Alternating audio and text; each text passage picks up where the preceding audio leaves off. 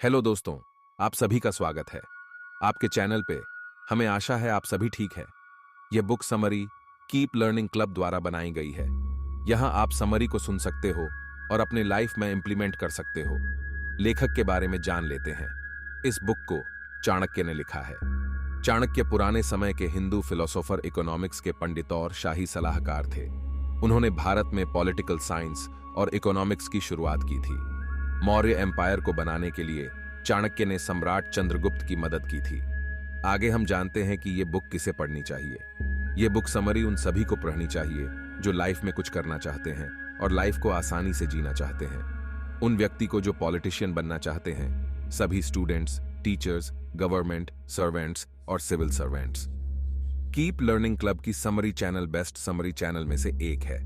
Book में दिए गए लेसन को हम कम और आसान तरीके से एक्सप्लेन करते हैं ताकि हमारे सब्सक्राइबर को बुक का सभी ज्ञान कम समय में मिल जाए। चलो शुरुआत करते हैं आज की यह शानदार बुक जो आपकी लाइफ को बदलने की ताकत रखता हो, चाणक्य नीति, जिसे चाणक्य ने लिखी हुई है। चाणक्य नीति 8। यदि एक पंडित किसी मूर्ख को उपदेश देता है, एक दुष्ट पत्नी का पालन पोषण करता है या किसी दुखी व्यक्ति के साथ अत्यंत घनिष्ठ संबंध बनाता है तो वह भी बहुत कष्ट में आता है। 2. दुष्ट पत्नी, झूठा दोस्त, बदमाश नौकर और सर्प के साथ रहना आत्मघाती है। 3. व्यक्ति को आने वाली परेशानियों से निपटने के लिए पैसे बचाने की जरूरत है। उसे पत्नी की सुरक्षा करने के लिए धन संपदा त्यागना चाहिए, लेकिन जब बात आत्मा की सुरक्षा की है तो उसे पत्नी और धन दोनों को तुच्छ समझना चाहिए। 4. ऐसे देश में नहीं रहो जहां आप सम्मान, नौकरी, दोस्त और ज्ञान प्राप्त नहीं कर सकते। 5.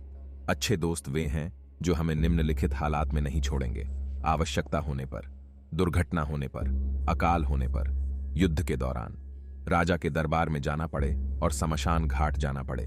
6. नियमित तप से ऐसे परिणाम नहीं मिलते: भोजन के योग्य पदार्थ और भोजन करने की क्षमता, सुंदर स्त्री और उसे भोगने की काम शक्ति, पर्याप्त धन और दान देने की भावना। 7. उस व्यक्ति ने धरती पर स्वर्ग पाया। 8. जिसका पुत्र आज्ञाकारी है, जिसकी पत्नी उसकी इच्छा के अनुरूप व्यवहार करती है और जिसकी संपत्ति पर खुशी है। 8. ऐसे लोगों से बचें जो आपको मीठी बातें कहते हैं लेकिन आपके पीछे आपको नष्ट करने की योजना बनाते हैं। ऐसे लोग दूध से भरे विष के घड़े की तरह हैं। 9. बुरे मित्र पर कभी भरोसा मत करो। एक अच्छे मित्र पर भी भरोसा नहीं करना चाहिए, क्योंकि अगर ऐसे लोग आपसे नाराज होते हैं तो वे आपके सारे राज को खो देंगे। 10. बच्चों को लाड़ प्यार देने से गलत आदतें ढलती हैं, लेकिन कड़ी शिक्षा देने से वे अच्छी आदतें सीखते हैं। इसलिए जरूरत पड़ने पर बच्चों को दंडित करें, लेकिन अधिक लाड़ प्यार नहीं करें। 11. प्रेम और दोस्ती समान लोगों में अच्छी लगती है। यहां राजा का काम करने वाले को ही सम्मान मिलता है। व्यापार सबसे अच्छा है। अब उत्तम गुणों वाली स्त्री अपने घर में सुरक्षित रहती है। 12. यह एक बात है जो दुर्जनों और सर्पों को अलग बनाती है: सांप तभी डंक मरेगा जब उसकी जान खतरा होगा, लेकिन सर्प पग पर हानि पहुंचाने की कोशिश करेगा। 13. कुलीन परिवार में जन्मा लेने पर भी विद्याहीन पुरुष पलाश के फूल के समान है, जो सुंदर है लेकिन खुशबू नहीं देता। 14. कोयल का गायन सुंदर है। एक स्त्री की सुंदरता उसके परिवार को समर्पित होने में है। बदसूरत आदमी की खूबसूरती उसके ज्ञान में है, जबकि तपस्वी की खूबसूरती उसकी क्षमाशीलता में है। 15. कुल की रक्षा के लिए एक सदस्य, गांव की रक्षा के लिए एक गांव, देश की रक्षा के लिए एक देश और आत्मा की रक्षा के लिए देश का बलिदान दें। 16. जिस तरह एक ही सुंदर पुष्प और सुगंधित वृक्ष से पूरा वन महक जाता है, उसी तरह एक गुणवान पुत्र पूरे कुल का नाम बढ़ाता है। 17. 5 साल तक पुत्र को लाड़ एवं प्यार से पालन करना चाहिए। 10 साल तक उसे छड़ी की मार से डराए, लेकिन जब वह 16 साल का हो जाए तो उससे मित्र के समान व्यवहार करे। 18. सैकड़ों गुणरहित पुत्रों से अच्छा एक गुणी पुत्र है, क्योंकि एक चंद्रमा ही रात्रि के अंधकार को भगाता है। असंख्य तारे यह काम नहीं करते। 19. एक बच्चा जो जन्मते ही मर गया था एक मूर्ख बच्चा से बेहतर है। पहला बच्चा कुछ समय के लिए दुख देता है, लेकिन दूसरा बच्चा अपने माँ बाप को पूरी जिंदगी दुख देता है। 20. गाय ने क्या किया जब वह ना तो दूध देती है और ना तो बच्चे जन्माती है, उसी प्रकार उस बच्चे का जन्म क्या हुआ? वह न विद्वान था न भगवान का भक्त था। 21. यह सिर्फ एक बार होना चाहिए। 1. राजा का भाषण। 2. विद्वान व्यक्ति बोलते हैं। 3 लड़की को ब्याहते हैं। 22 यदि आपके सामने कोई समस्या नहीं आती तो उससे सावधान रहें, लेकिन किसी भी तरह से संकट से बचें। खाली बैठना अभ्यास को बर्बाद करता है। दूसरे को देखभाल देने से पैसा बर्बाद होता है। बुवाई में गलतियां करने से बीज नष्ट हो जाते हैं। सेना का नाश होता है अगर सेनापति नहीं है। 24 वासना की तरह दुष्कर कोई बीमारी नहीं है। मोह कोई शत्रु नहीं है। क्रोध की आग नहीं। रूप ज्ञान की तरह कोई बोध नहीं है। 25 जिनके पास पैसे हैं उनके लिए उपहार व्यर्थ है। समुद्र में होने वाली वर्षा व्यर्थ है। जिसका पेट भरा हुआ है उसके लिए अन्न व्यर्थ है।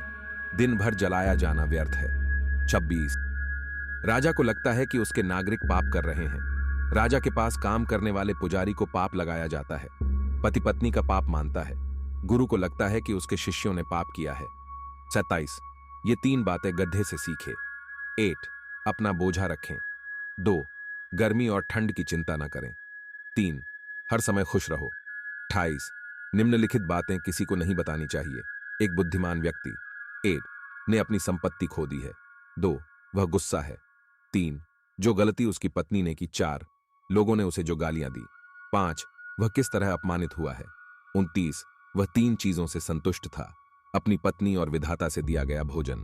3 जो धन ईमानदारी से प्राप्त हुआ। 30 लेकिन व्यक्ति को निम्नलिखित 3 बातों से संतुष्ट नहीं होना चाहिए। 1 अभ्यास। 2 ईश्वर का नाम स्मरण। 3 परोपकार। 31 हाथी से 1000 गज दूर रहे। घोड़े से 100 की कीमत, सिंह वाले जानवर से 10 की। लेकिन दुष्ट जहां हो वहां से ही भागो। 32 एक मजबूत आदमी से सहमत हो जाओ। दुष्टों से लड़ो और विनम्रता या कठोरता से उनसे समझौता करो जिनकी शक्ति आपकी शक्ति के बराबर है। 35 राजा का बल उसकी शक्तिशाली भुजाओं में है। ब्राह्मण की शक्ति उसके ज्ञान में है। 36 सुंदरता।